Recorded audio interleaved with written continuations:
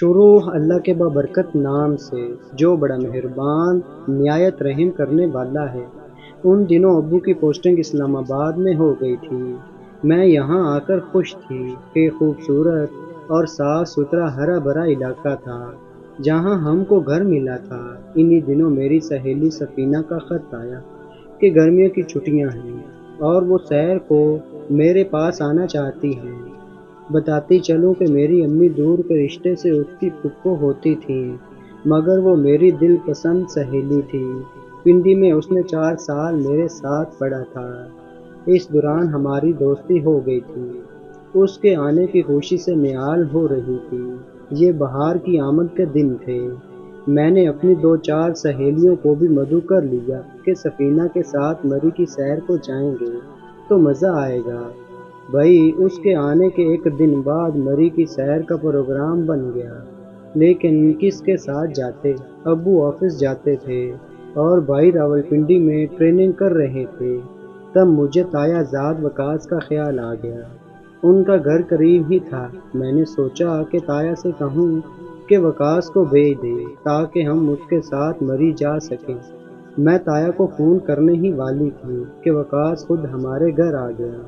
میں نے اس سے کہا ہمارا ڈرائیور چھٹی پر ہے اور ہم کو مری جانا ہے۔ میری سہیلی پنڈی سے آئی ہے، پلیز ہمیں مری لے چلو۔ وہ بولا میرا 2 دن بعد ٹیسٹ ہے، میں نہیں جا سکتا۔ تب میں منت کرنے لگی تو وہ مان گیا۔ سب لڑکیوں میں خوشی کی لہر دوڑ گئی۔ وہ کیمرہ لینے گھر جانے لگا تو سفینہ اسے ہی دیکھ رہی تھی۔ بنو جاگ جاؤ، وہ تو چلا گیا ہے، اب کسے گھورے جاتی ہو؟ کیا کوئی برا خواب دیکھ لیا ہے؟ بہت اچھا خواب ہے، شیری نے کہا۔ اچھا ہی نہیں بلکہ بہت سہانا ہے۔ رابعہ نے بھی گرہ لگائی۔ ہم سن ہنسنے لگے۔ سفینہ مگر ہنسی ہی نہیں، کیونکہ اس کی توجہ ہماری جملہ بازی پر تھی ہی نہیں۔ وہ تو اپنے خیالوں میں گم تھی۔ ہم کار میں بیٹھ گئیں۔ وکاس سارا راستہ گاڑی چلاتے ہوئے خاموش رہا، جبکہ سفینہ اس کو متوجہ کرنے کی کوشش کرتی رہی۔ بہانے اس سے بات کرتی تھی، لیکن وہ سنجیدہ لڑکا کسی کی طرف متوجہ ہونے والا نہیں تھا۔ جب ہم سیر سے واپس آئے تو میں نے سفینہ کو سمجھایا کہ وکاس عام لڑکوں جیسا نہیں ہے۔ اس کی توجہ اپنی پڑھائی پر رہتی ہے۔ وہ اپنا مستقبل بنانا چاہتا ہے، فضول باتوں کو پسند نہیں کرتا، لہٰذا آئندہ تم اس کو اپنی جانب متوجہ کرنے کی کوشش مت کرنا۔ وہ خفا ہو گیا تو برا ہوگا۔ وہ بولی جو ہو سو ہو، میں تو اسے متوجہ کر کے رہوں گی۔ میں نے سوچا کہ یہ پہلی بار میرے گھر آئی ہے، اب کیا اس کے ساتھ سر کھپاؤں؟ 1-2 دن میں خود ہی وکاس کے روکے پھیکے رویے سے اس کے مزاج کو سمجھ جائے گی۔ انہی دنوں بھائی کی چھٹیاں ہو گئیں تو وکاس سہیل سے ملنے ہمارے گھر آنے لگا۔ سفینہ اسے اپنی جانب متوجہ کرنے کی کوشش کرتی اور میں ڈر جاتی کہیں بدمزگی نہ ہو جائے، کیونکہ میں وکاس کی بے نیاز طبیعت سے واقف تھی۔ ایک دن ہم دونوں گھر کے سامنے سایہ دار درخت کے نیچے کھڑی تھیں کہ وکاس کا وہاں سے گزر ہوا۔ میں نے اس کو آواز دی، بھائی تم عجیب آدمی ہو، اپنوں سے بھی نظریں نہیں ملاتے۔ وہ تھوڑا سا مسکرا دیا۔ تب میں نے اسے سفینہ کا تعارف کرایا۔ وہ بولی میں آپ سے ایک ضروری بات کرنا چاہتی ہوں۔ کیا بات ہے؟ میرے غضن نے پوچھا۔ ایسی بات جو کسی لڑکی کے لبوں پر مشکل سے آتی ہے۔ وہ سمجھ گیا یہ لڑکی کیا کہنا چاہتی ہے۔ بولا دیکھو سفینہ بی بی، یہ انسان کی زندگی کا سب سے زیادہ قیمتی وقت ہوتا ہے۔ کوئی طالب علم چاہے محنت سے مستقبل بنا لے، چاہے تو اس کو ضائع کر کے اپنی ساری زندگی ضائع کر دے۔ تم سمجھ لو کہ جو لوگ وقت کی قدر نہیں کرتے عمر بھر پچھتاتے رہ جاتے ہیں۔ زندگی مگر اس قدر بے کیفی کے ساتھ جینے کی چیز بھی نہیں۔ یہ نعمت تو انسان کو ایک بار ملتی ہے۔ سفینہ نے جواب دیا، تم صحیح کہہ رہی ہو۔ اس عمر میں لڑکیوں اور لڑکوں کو پیار و محبت کے معاملات بہت مرعوب کرتے ہیں۔ اسی وجہ سے تعلیم پر بھی منفی اثرات مرتب ہوتے ہیں اور لڑکوں کا کیریئر تباہ ہو جاتا ہے۔ وہ سنجیدگی سے یہ باتیں کر رہا تھا۔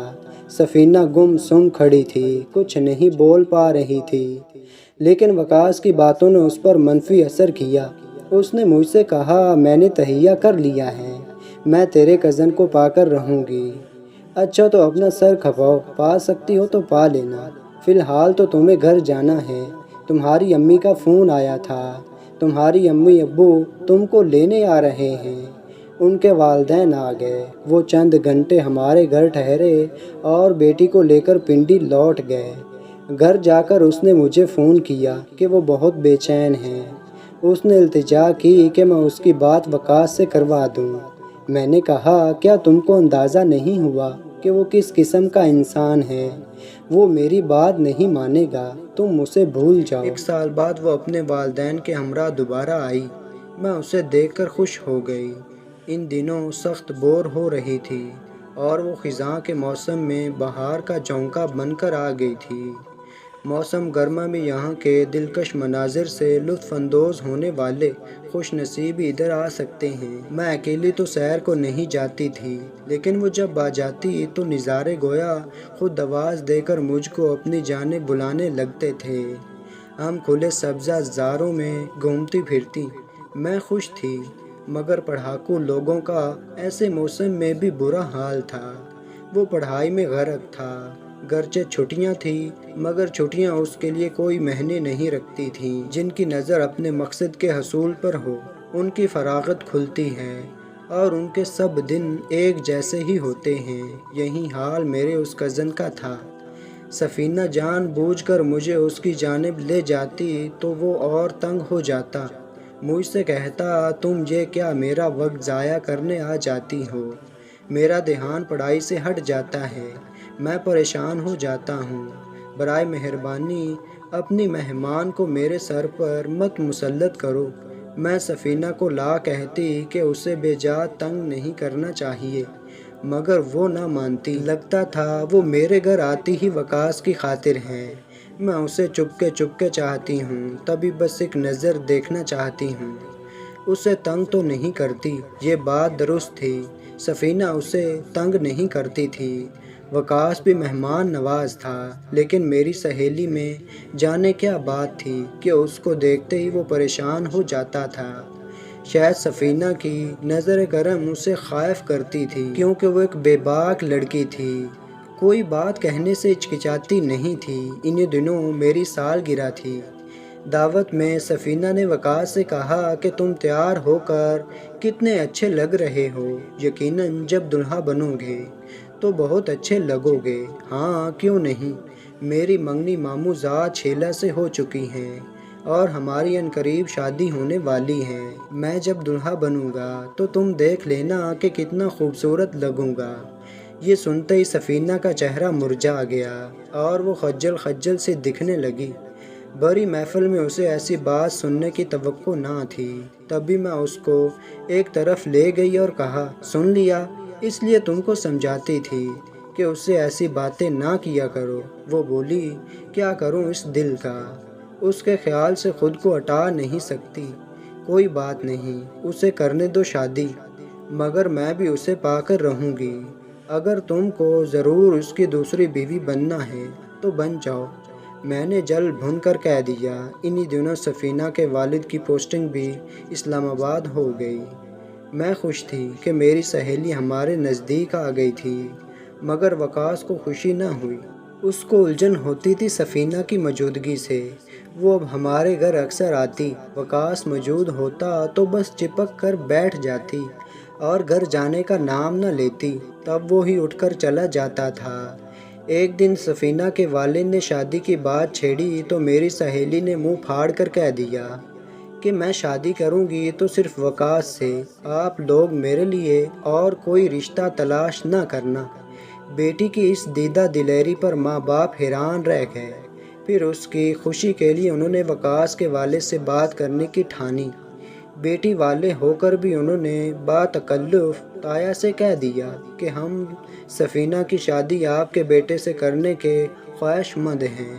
ہماری بیٹی میں کوئی کمی نہیں ہے، جہیز بھی پورا دیں گے۔ آپ ہماری لخت جگر کو اپنی بہو بنا لیں۔ ضرور یہ ہماری خوش نصیبی ہوتی کہ سفینہ ہماری بہو بنتی، مگر مجبوری یہ ہے کہ میں نے اپنی بہن کی بیٹی شیلا سے اس کی منگنی بچپن میں کر دی تھی۔ یوں انکل آنٹی ان کے گھر سے مایوس لوٹ آئے۔ کچھ دنوں بعد سفینہ ہمارے گھر آئی تو بجھی بجھی تھی، چہرہ بھی اترا ہوا تھا۔ پہلے جیسا اعتماد، شوخی و شرارت بھی اس میں عنقا نظر آئی۔ میں نے کہا آج اداس لگ رہی ہو، چلو کہیں گھومنے چلیں۔ اس نے انکار کر دیا۔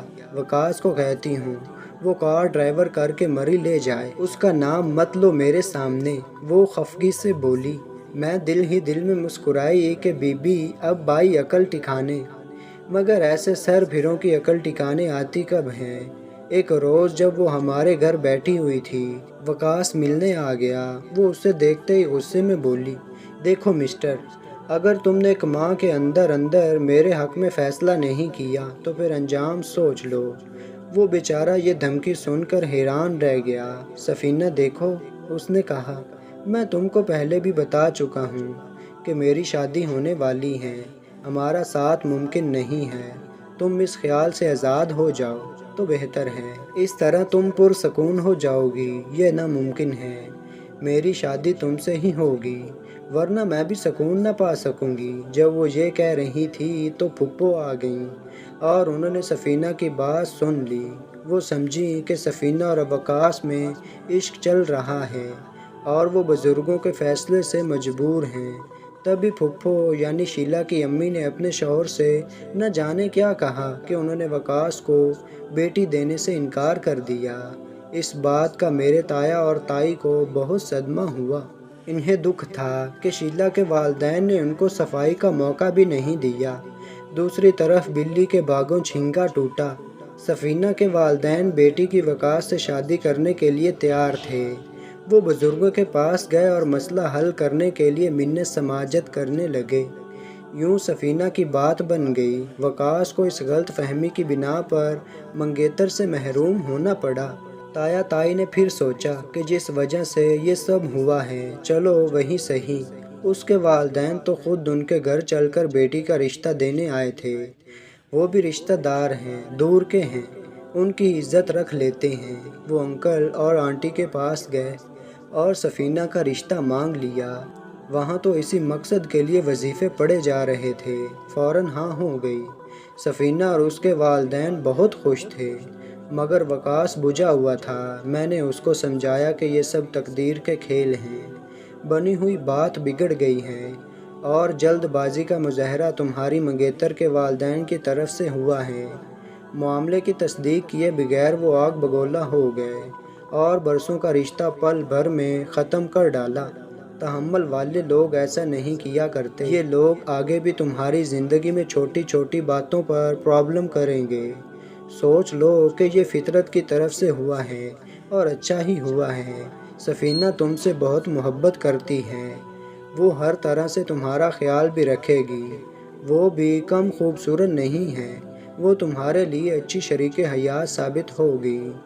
دوسری طرف سفینہ کا خوشی سے برا حال تھا، جیسے اس کی لاٹری نکل آئی ہو۔ وہ ہواؤں میں اڑ رہی تھی، کہتی تھی جسے چاہا وہ مل گیا، اب خدا سے کیا مانگوں۔ بالآخر وہ دن آ گیا جب وقاص دلہا بنا اور سفینہ کو اس کی دلہن بنا دیا گیا۔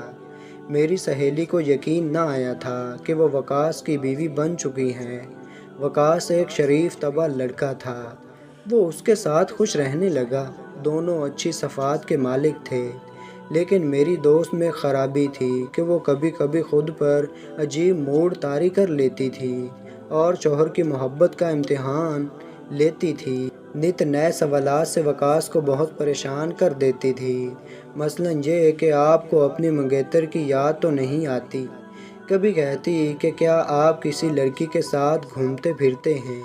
وقاص قسمیں کھا کر یقین دلاتا کہ ایسی کوئی بات نہیں ہے۔ جب وہ قسمیں کھا رہا ہوتا تو وہ بہت خوش ہوتی اور یہ باتیں اسے مطمئن کرتیں، لیکن چند دنوں کے لیے۔ کچھ روز بعد پھر اسی کیفیت میں مبتلا ہو کر پھر سے اس قسم کے سوالات کرنا شروع کر دیتی۔ اس صورتحال سے وقاص بہت پریشان رہنے لگا۔ وہ جتنا پریشان ہوتا، سفینہ اتنی ہی محظوظ ہوئی۔ وقاص اپنی صفائی پیش کرتے کرتے چڑچڑا ہو گیا۔ ایک روز جب سفینہ اس کو اوٹ پٹانگ سوالات سے پریشان کر رہی تھی تو وہ چینخ اٹھا، بولا کہ خبردار، اب اگر تم نے مجھ پر الزام تراشی کی، میں ہمیشہ کے لیے تمہیں اور اس گھر کو چھوڑ کر چلا جاؤں گا۔ ان کی شادی کو 2.5 سال ہو چکے تھے۔ اللہ نے ایک چاند سی بیٹی بھی دے دی تھی، مگر سفینہ اپنی عادت سے باز آنے والی کب تھی؟ ایک دن پھر اسے دورہ پڑا۔ اس روز وقاص دفتر سے تھکا ہوا آیا تھا۔ اس نے گھر میں قدم رکھا ہی تھا کہ سفینہ نے پھر سے وہی باتیں شروع کر دیں۔ آج کیوں دیر سے آئے ہو؟ دیکھ رہی تھی کہ صبح خاص طور پر تیار ہو کر گئے تھے، پرفیوم بھی لگایا تھا۔ کس سے ملنے گئے تھے؟ کون ہے وہ؟ مجھے بھی بتاؤ نا۔ وقاص اس وقت کسی کاروباری پریشانی میں تھا۔ بیوی کے ان سوالات نے اسے برا فروختہ کر دیا۔ اس نے چلا کر کہا، ہاں ہاں، میری ہے کوئی محبوبہ، ملنے جاتا ہوں روز میں اس سے۔ کہو کیا کر لو گی؟ جو بگاڑ سکتی ہو بگاڑ لو۔ میں اس سے ملتا ہوں اور آئندہ بھی ملوں گا۔ تم کو رہنا ہے رہو، نہیں تو اپنے میکے چلی جاؤ اور میری جان چھوڑو۔ ہمیشہ وہ قسمیں کھا کر پیار سے اس کے ساتھ محبت کا اقرار کرتا تھا، مناتا تھا، مگر آج بات الٹی ہو گئی۔ وہ شوہر کے اس رویے پر ہکا بکا رہ گئی۔ آج وقاص پر ہیجانی کیفیت طاری ہو گئی تھی۔ وہ اس کا سامان اٹھا اٹھا کر پھینک رہا تھا۔ پہلے تو وہ ایسا جھگڑا کھڑا کر کے لطف لیتی تھی، آج ڈر گئی۔ اس نے سوٹ کیس میں چند کپڑے رکھے، رکشہ لیا اور بچی کے ساتھ میکے آ گئی۔ وقاص نے اسے نہیں روکا۔ والدین نے سمجھایا کہ سفینہ قصور تمہارا ہے۔ اگر ہر وقت بیوی شوہر سے سوالات کرے گی تو وہ پریشان تو ہوگا۔ اب رونے کی بجائے صبر کرو، جب وقاص کا غصہ ٹھنڈا ہوگا وہ خود تم کو منانے آ جائے گا۔ ادھر وقاص نے بھی اب گھر میں رکنا مناسب نہ جانا۔ سوٹ کیس اٹھا کر وہ چلا گیا۔ وہ کسی کو بتا کر نہ گیا تھا کہ کہاں جا رہا ہے اور نہ اب تک کوئی رابطہ کیا تھا۔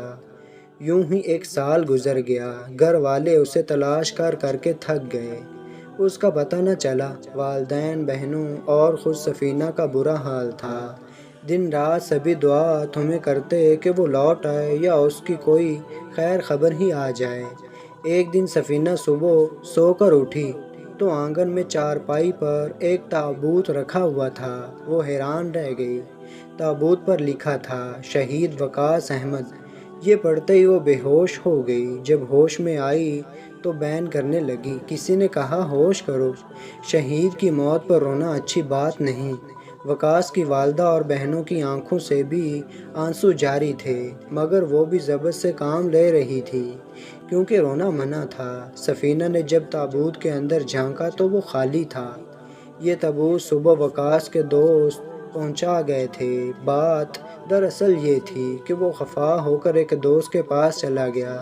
اسے اپنی پریشانی بتائی کہ اس کی بیوی اس سے طرح طرح کے سوالات کر کے ہر وقت اس کو بے سکون کرتی ہیں، جبکہ وہ اس طرح کا آدمی نہیں ہے، اس لیے وہ اب گھر چھوڑ چکا ہے۔ تبھی اس کا دوست اس کو جہاد پر لے گیا، جہاں وہ شہید ہو گیا۔ شہید کے بعد اسی دوست نے گھر والوں کو اطلاع دی اور ایک تابوت بھی بھیج دیا کہ شہید کی یاد تازہ ہو، جبکہ وقاص کو تو وہیں دفن کر دیا گیا تھا جہاں اس کی شہادت ہوئی تھی۔ سفینہ اب روتی تھی اور کہتی تھی کہ میں نے اپنے محبوب شوہر کو خود ہی کھویا ہے۔ میں اس کو ناحق تنگ کرتی تھی، سناتی تھی، تبھی وہ اس راہ پر چلا گیا جہاں سے کوئی لوٹ کر نہیں آتا۔ اس نے تو شہادت پائی، مگر میں نے کیا پایا؟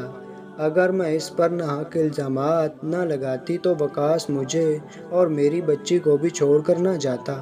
خدا جانے اس کے ساتھ کیا ہوا۔ مگر سفینہ دن رات اس افسوس میں جلتی رہتی ہے کہ میں نے اسے خود کھویا ہے، جبکہ مجھے اس کو کھونا نہیں تھا۔ منتوں سے حاصل کی ہوئی محبت کو بھلا کوئی ایسے کھوتا ہے؟